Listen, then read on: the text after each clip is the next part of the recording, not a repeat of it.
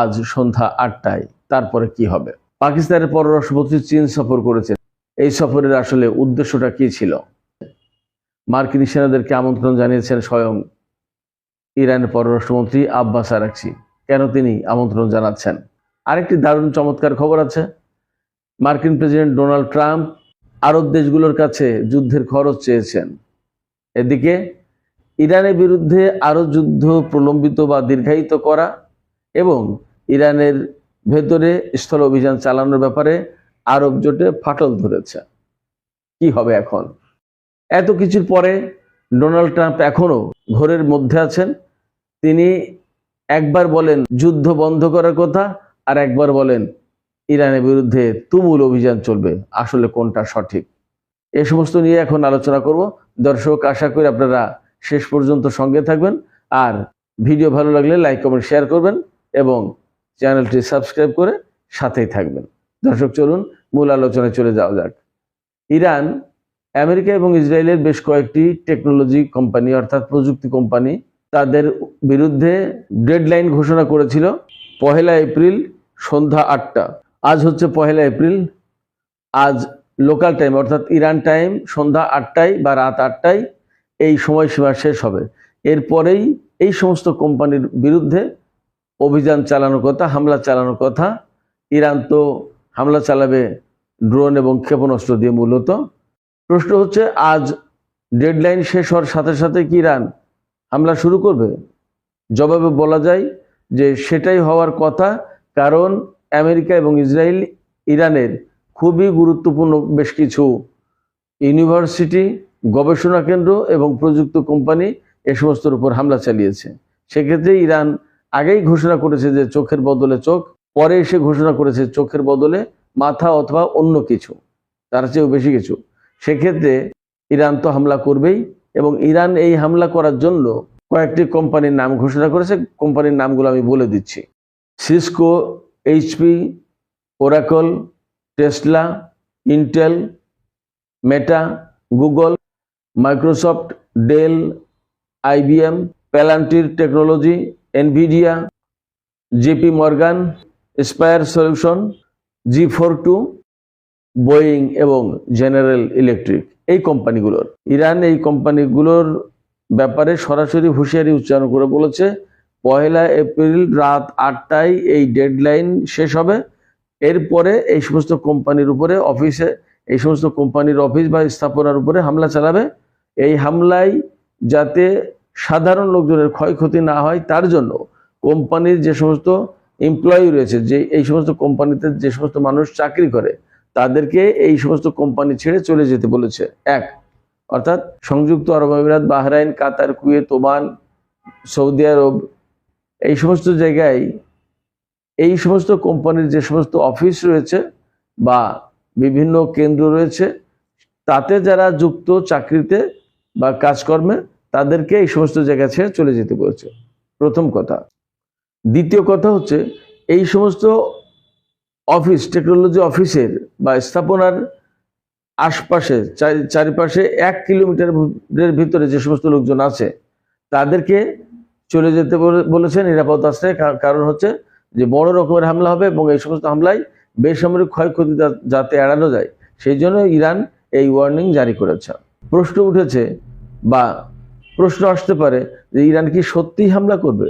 আমি ব্যক্তিগতভাবে মনে করি অবশ্যই সত্যিই হামলা করবে এবং আমি ব্যক্তিগতভাবে আহ্বান জানাবো আরব এই সমস্ত দেশে যে সমস্ত ভাই বোনেরা চাকরিরত আছেন, যারা আমার এই ভিডিও শুনছেন, তারা আমার মনে হয় যে একটু সতর্ক থাকবেন, নিরাপদে থাকার চেষ্টা করেন। কারণ ইরান যে ঘোষণা দিয়েছে সেই ঘোষণা তারা বাস্তবায়ন করবে, এটাই তাদের মোটিভ, মনোভাব। এদিকে ইরানের পররাষ্ট্রমন্ত্রী আব্বাস আরাকচি একদম সরাসরি বলেছেন যে আমেরিকার স্থলবাহিনীর সদস্যরা আমাদের দেশে আসুক, আমরা তাদের জন্য অপেক্ষা করছি, আমরা তাদেরকে আমন্ত্রণ জানাচ্ছি। এর মানে হচ্ছে সরাসরি স্থলযুদ্ধের আমন্ত্রণ জানালো ইরান। তার মানে মার্কিন সেনাদের জন্য ইরানি সেনারা ইরান অপেক্ষা করছে এবং তাদের বিরুদ্ধে একটা দাঁত ভাঙা জবাব তারা দিতে চায়। এটা মোটামুটি আব্বাস আরাকচির কথা থেকে পরিষ্কার। এখন সবাই এই আশঙ্কাই করছে, অনেকে আতঙ্কগ্রস্ত হয়ে পড়ছে যে আমেরিকার 82তম এয়ারবোর্ন ইউনিটের সদস্যরা তো কমান্ডো, প্যারাট্রুপার, তারা তো এরকম বিশ্বের বিভিন্ন দেশে অভিযান চালিয়ে অভ্যস্ত। ইরানের বিরুদ্ধে যখন অভিযান চালাবে, ইরান টিকতে পারবে কিনা তাদের সামনে। আবার মার্কিন মেরিন কোরের সেনা সদস্যরা আসছে, তারা তো আরোই স্ট্রং। সব মিলে কি হতে যাচ্ছে? এরপরে আরো 10,000 সেনা পাঠাবে। আমি আপনাদেরকে বলি যে আমেরিকার এই 10,000 20,000 সৈন্যে যদি বড় কিছু করতে পারতো, তাহলে ইরানের 10 লাখ সেনা পোষার কি মানে আছে? প্রথম কথা। দ্বিতীয় কথা হচ্ছে যে আপনারা তো দেখেছেন এই যুদ্ধ শুরুর আগে কুয়েত থেকে শুরু করে বাহরাইন পর্যন্ত, এই সংযুক্ত আরব আমিরাত পর্যন্ত, এর প্রত্যেকটা দেশে আমেরিকার যে ঘাঁটি ছিল, সেই ঘাঁটিগুলোকে কি আপনারা মনে করেন যে দুর্বল করে রেখেছিল? সেখানে ঘাঁটি, সেই সমস্ত ঘাঁটিতে সেনা, বিমান, ক্ষেপণাস্ত্র প্রতিরক্ষা ব্যবস্থা, radar system, jamming system, early warning system, electronic warfare system, সমস্ত সবকিছু ছিল। তারপরেও আমেরিকা টিকতে পেরেছে? আমেরিকার ঘাঁটিগুলো সব তছনছ করে দেয়নি ইরান? ইরান তো এখনো বিমান হামলা শুরু করেনি, শুধু সে ড্রোন এবং ক্ষেপণাস্ত্র দিয়ে এই পর্যন্ত। আর আমেরিকা, ইসরায়েল তো বিমান থেকে শুরু করে সবকিছু দিয়ে, যুদ্ধ জাহাজ, বিমান, তারপরে টমাহক ক্রুজ ক্ষেপণাস্ত্র থেকে শুরু করে বহু কিছু। কিন্তু তারা কি খুব সুবিধাজনক অবস্থায় আছে? আমরা তো পরিষ্কার জানছি, আপনারা যারা মধ্যপ্রাচ্যে থাকেন, এই আরব দেশগুলোতে, তারা তো কম বেশি দেখতে পাচ্ছেন। হ্যাঁ, ইরানেরও ক্ষতি হয়েছে, তাতে কোনো সন্দেহ নেই। ইরানের সবচেয়ে বেশি বড় ক্ষতি হয়েছে, বেসামরিক লোকজন নিহত হয়েছে প্রায় 2000 বেশি বা 2000-এর কাছাকাছি। আর প্রচুর পরিমাণে বেসরকারি স্থাপনায়, স্কুল, কলেজ, ইউনিভার্সিটি, হাসপাতাল, ক্লিনিক, এরপরে রেড ক্রিসেন্টের বিভিন্ন স্থাপনা, এগুলো ধ্বংস হয়েছে। কিন্তু আমেরিকা এবং ইসরায়েলের ধ্বংসযজ্ঞ কি কম হয়েছে? তারা টিকতে পারছে না বলেই তো নতুন করে এই এয়ারবোর্ন, প্যারাট্রুপার, বেরিন এবং আরো বাড়তি সেনা আনতে হচ্ছে। সেটা কখন আনতে হয়? যখন আগের গ্রুপ পারেনি, রিইনফোর্স করা প্রয়োজন। এই জন্যই তো। এবং এরা আসলে একেবারে আলু ভর্তা করে দেবে, ইরান এইভাবেই বলছে। এখন আমরা অপেক্ষা করে কি হয়। তবে এরই মধ্যে খবর হচ্ছে যে মার্কিন 82তম এয়ারবোর্ন ইউনিটের সেনা সদস্যরা, তারা কিন্তু মধ্যপ্রাচ্যে এসে পৌঁছেছে। This is the latest news. এবং এই সপ্তাহের শেষের দিকে, অর্থাৎ আজকে হচ্ছে বুধবার, বৃহস্পতি, শুক্র, এই 2-3 দিনের ভিতরে মোটামুটিভাবে জাপান থেকে যে মার্কিন মেরিন সেনারা আসার কথা ছিল এমপিপিএস উভচর জাহাজে করে, সেই সেনারা আগামী 1-2-3 দিনের ভিতরে চলে আসবে। আর বাড়তি সেনা আসবে। তার মানে একটা স্থল অভিযান শুরু করতে পারে বলে মনে হচ্ছে। যদিও ডোনাল্ড ট্রাম্প বারবার বলছেন তিনি দ্রুত যুদ্ধ শেষ করে দিবেন, তিনি যুদ্ধে বিজয়ী হয়েছেন, আবার বলছেন যে তিনি যুদ্ধ চান না, আবার বলছেন যে ইরানের বিরুদ্ধে কঠোর হামলা চালানো হবে। তার কোনো তাল ঠিকানা নেই আসলে তিনি কোনটা বলতে চান, কোনটা করতে চান, এবং তিনি কি বলছেন, কি বলছেন না, কোনটা বুঝে বলছেন, কোনটা বুঝে বলছেন না, এগুলো বলা মুশকিল। তো তারপরেও যা পরিস্থিতি, তাতে আমি মনে করি যে আমেরিকা তাদের সম্মান এবং তারা যে সেরা, এইটা প্রতিষ্ঠা রাখার জন্য, বহাল রাখার জন্য ইরানের বিরুদ্ধে একটা স্থল অভিযানের ঝুঁকি নিতে চান। পাশ্চাত্যের এবং আমরা সবাই বলছি যে এই ধরনের ঝুঁকি নিলে বিপুল পরিমাণে মার্কিন সেনা নিহত হবে, এতে কোনো সন্দেহ নেই।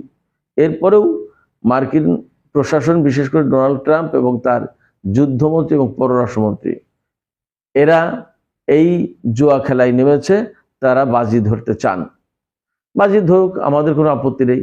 রেজাল্ট তারাই ভোগ করবে, পরিণতি তারাই ভোগ করবে। এবং এই মুহূর্তে ডোনাল্ড ট্রাম্পের সবচেয়ে রেটিং খারাপ। এই রেটিং খারাপ অবস্থায় এই কাজটা করে তিনি রেটিং উদ্ধারের চেষ্টা করছেন। মিড টার্ম ইলেকশনের আগে, আমি কয়েকদিন আগে ভুল বলেছিলাম যে জুনের নির্বাচন, জুনে না, নভেম্বরের নির্বাচন। তো সেই নির্বাচনের আগে তার সরকারের ভাবমূর্তি উজ্জ্বল করতে চান। কিন্তু এমন হতে পারে, পশ্চিমা বিশ্লেষকদের বেশিরভাগেরই ধারণা যেমন হতে পারে যে এই স্থল অভিযান চালাতে গিয়ে ডোনাল্ড ট্রাম্পের পরিস্থিতি আরো খারাপ হবে, এমনকি তাকে পদত্যাগ করতে হতে পারে অথবা ইমপিচ করা হতে পারে, এমনও হতে পারে। এখন কোনটা হবে দেখা যাক। ডোনাল্ড ট্রাম্প এবং তার বিশেষ করে 2 মন্ত্রী, মার্কো রুবিও এবং যুদ্ধমন্ত্রী পিট হেগসেট, তারা এই বাজি ধরেছেন। তারা বাজিতে জিততে পারেন কিনা আমরা অপেক্ষা করে দেখতে চাই। এর পাশে পাকিস্তানের পররাষ্ট্রমন্ত্রী ইসাকদার, তিনি চীন সফরে গিয়েছিলেন গতকাল। খবরটা গতকালই আমার কাছে ছিল, কিন্তু একটা জিনিস আমি পাইনি বলে গতকাল আমি আর এই বিষয়টা নিয়ে আলোচনা করিনি। চীন এবং পাকিস্তান, ইরান এবং আমেরিকা সবার প্রতি আহ্বান জানিয়েছে দ্রুত যুদ্ধবিরতির জন্য, এবং তারা 5 দফা দিয়েছে যুদ্ধবিরতির প্রস্তাব, মানে যুদ্ধ বন্ধের জন্য প্রস্তাব দিয়েছে 5টা দফা। এই 5টা দফা কি কি এটা আমি গতকাল পাইনি বলে আমি আলোচনায় আনিনি। এখন আমি সেই 5টা দফা আমি আপনাদের সামনে তুলে ধরছি। তার আগে একটু ছোট্ট করে বিশ্লেষণ দিই যে চীন এবং পাকিস্তানের পক্ষ থেকে এই আহ্বান কেন জানানো হলো এবং পাকিস্তানের পররাষ্ট্রমন্ত্রী চীনে কেন ছুটে গেলেন। তারা তো ইসলামাবাদে মিটিং করছিলেন, বৈঠক করছিলেন, এবং সেখানে পাকিস্তান, তুরস্ক, মিশর এবং সৌদি আরবের পররাষ্ট্রমন্ত্রীরা ছিলেন, কিন্তু চীনে কেন গেলেন? আমার কাছে মনে হয়েছে যে এই যে 4 দেশ, তারা প্রকৃতপক্ষে ইরানের কাছে খুব একটা পাত্তা পাচ্ছে না, এই কারণে যে যুদ্ধবিরতি তো তা ইরান দেবে না, যুদ্ধ অবসান চায়, একদম চিরদিনের জন্য যুদ্ধ বন্ধ চায়, এবং ইরানের শর্ত তো বলেছে। সেই জায়গায় পাকিস্তান, তুরস্ক, সৌদি আরব এবং মিশর, তাদের পক্ষে এই সক্ষমতা নেই, এই ক্ষমতা নেই। আমেরিকাকে বলবে যে ইরানের এই শর্ত মেনে নিয়ে যুদ্ধ বিরতির আলোচনা আসো, যুদ্ধ অবসান ঘটাও যুদ্ধের, একথা বলার কোনো সাহস এবং হিম্মত তো তাদের নেই। সেই কারণে চীনে গেছেন ছুটে পাকিস্তানের পররাষ্ট্রমন্ত্রী, এবং হতে পারে যে চীনা সরকার পাক পররাষ্ট্রমন্ত্রীকে ডেকেছেন, ডেকে বলেছেন যে এই বিষয়গুলো নিয়ে আলোচনা করো। সেই 5 দফা আমি আপনাদের সামনে তুলে ধরছি। প্রথম দফা হচ্ছে দ্রুত যুদ্ধ বন্ধের ব্যবস্থা নিতে হবে।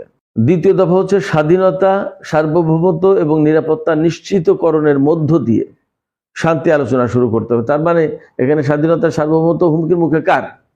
ইরানের। ইরানের স্বাধীনতা, সার্বভৌমত্ব এবং নিরাপত্তা নিশ্চিত করার মধ্য দিয়ে শান্তি আলোচনা শুরু করতে হবে।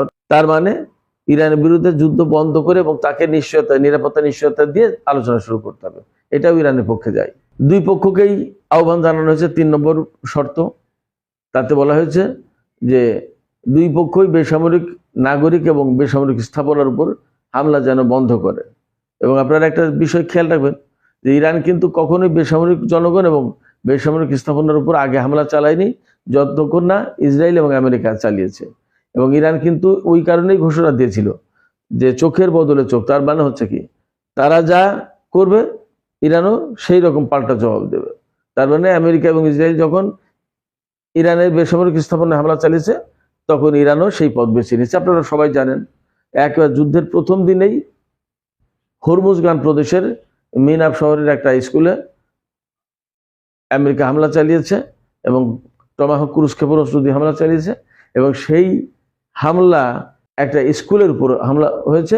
সেই হামলায় একেবারে সরাসরি 170 জন স্কুল স্টুডেন্ট, ছোট ছোট বাচ্চা মেয়েরা এবং তাদের টিচার এবং কয়েকজন অভিভাবক মারা গেছে।